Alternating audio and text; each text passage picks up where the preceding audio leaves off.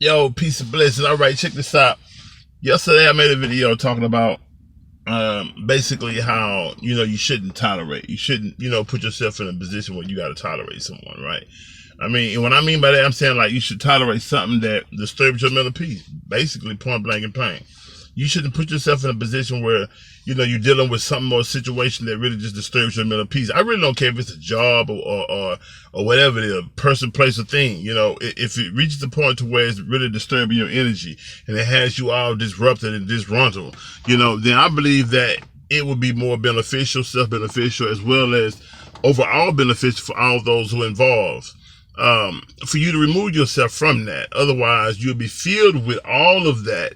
All of that lack of peace or all of that disruption, and you'll become also a disruptive individual. Somewhat to say, just to kind of make it simple and plain. But anyway, I was asked after the video, I was like, it said, so you saying don't tolerate nothing and nobody.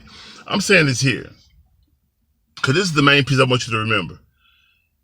Don't tolerate something that is disturbing your mental peace, your harmony, your energy. That's the thing I'm talking about mainly.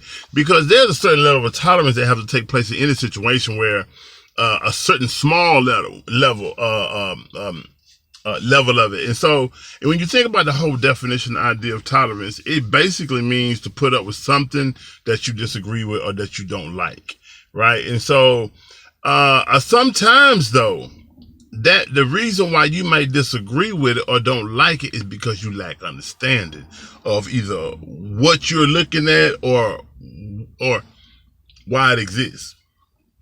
So I believe you should tolerate something only to the point of investigating it thoroughly. Once you get an understanding of what it is, a clear understanding of what it is, and you still disagree. You still disagree with the logic of it, or you disagree with the truth of it, whatever the case may be.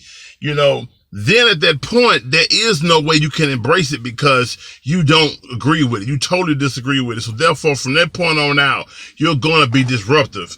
You're going to be very disruptive. It's going to disrupt you. It's going to have you unsettled every time that one particular thing or whatever it is keep presenting itself. So I'm saying, when you think about that idea, think about it from that perspective. Again, tolerance is only a limited thing. It's necessary in the process of investigating something. But once you've concluded that it's illogical, it just don't make sense to you, or you disagree with the truth of it or whatever it case may be, then there's no way you can fully embrace it. Understanding that the term embrace itself means basically to consume something in your bosom, to pull it in close, to almost become somewhat like one with it. You know what I'm saying? Also, one of the words that go with embrace is support. You support the thing as well. So if it's something you disagree with, if it's something that you don't understand, if it's something you disagree with the logic of, it's really hard for you to support it. You know what I'm saying? It's like, how can you support something that you don't even understand? Or how can you support something that you totally disagree with the truth of? So again, man, my suggestion, this is what I'm extending out.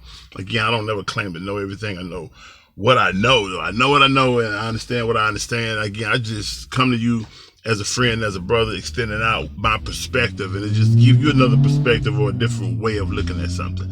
So that was, the expounded version or conversation on the video I made yesterday about not tolerating no one. I can't even remember what the name I called it, but it was talking about the tolerance of you shouldn't tolerate him or her. Don't tolerate him or her. Basically, if you can't embrace a person, then hey, find a place where y'all can exist in harmony. If there's a place, embrace that idea and keep it there. Because sometimes people are no more or people's compatibility goes no further than just hanging out at the bar for drinks or saying hi and bye here and there, or every blue type conversation, very short, small amount, surface level conversation. Sometimes that is far as the compatibility goes. Sometimes it never exceeds business.